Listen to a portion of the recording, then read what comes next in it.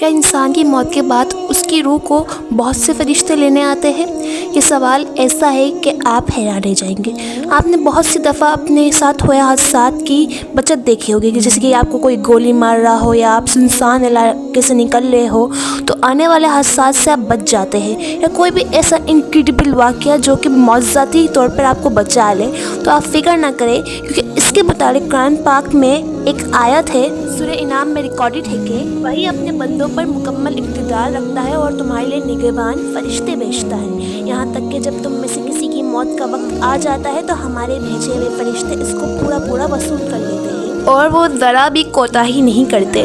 اس آیت مبارکہ سے معلوم ہوا کہ ہمارے آگے پیچھے اللہ نے فرشتے مقرر کر رکھے جو ہماری حفاظت کرتے ہیں، اور جب ہماری موت کا وقت آتا ہے تو انہی فرشتوں کے ساتھ مل کر ملک الموت ہماری